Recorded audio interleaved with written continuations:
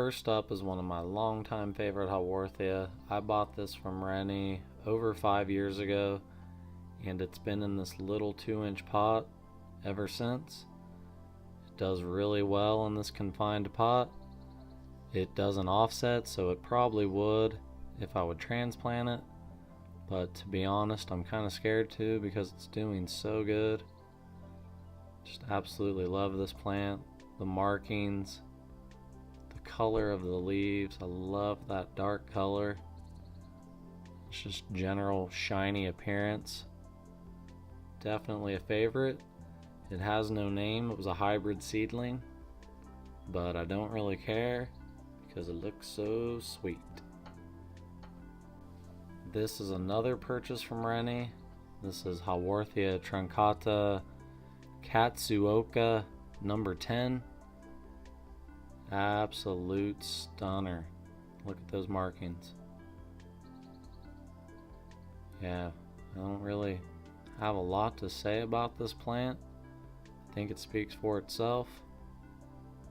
There's a couple dry spots on it, but I think it's beautiful. I actually took a picture of this the other day, and I noticed that these two dry spots look like eyes, so I made this with it. Absolute beauty. So if you see one of these, might be worth adding to your collection.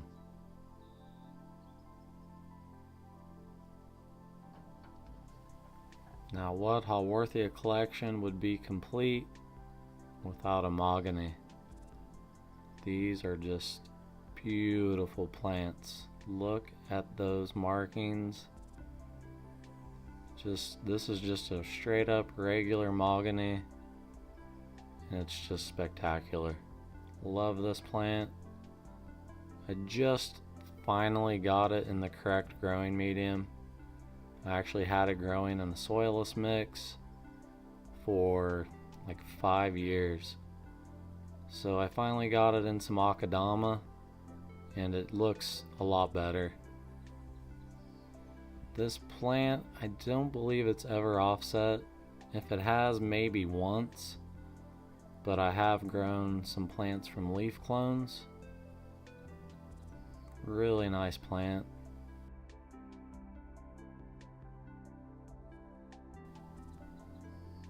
Looking pretty sweet. Highly recommend this one. This is a Haworthia Peak Me, and I picked this up at Lowe's last year. It's a little dehydrated at the moment, but it still looks pretty sweet. At some point I will transplant it into some akadama, but for now it's doing pretty good. The offsets are doing okay.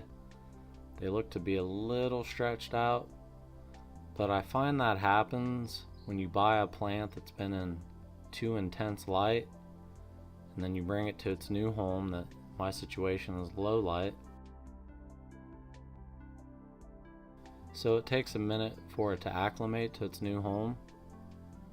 Now some plants they'll just stretch out and they won't start looking proper again, but I think this is one that's going to be fine. The main plants aren't stretched out. They look good. The markings look good. Coloring's good. It's all good. Yeah, I got this for like $3.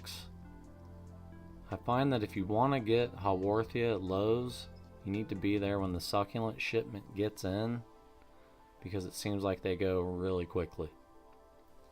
Lastly, we have a Haworthia Magnifica Jrb 0152.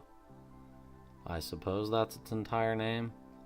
I picked this up at a succulent show last year, and I just really dig it. Love those jagged edges. Seems to be a prolific offsetter. Love the coloring on it. I just like the overall appearance of it. It's different than some of my other Haworthia. I've been buying more of this type, these rosette sharp edged ones, if that's a description. It's a description now. But this one's a little dehydrated too. I haven't really had any issues with it. Don't know if you're gonna find this one anywhere. It seems to be somewhat rare.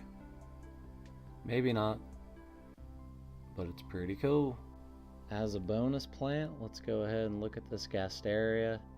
It's not a Haworthia, obviously, but I thought you might appreciate it. It's a pretty big plant, and it's very prolific. Just look at all those offsets. I don't know what its name is.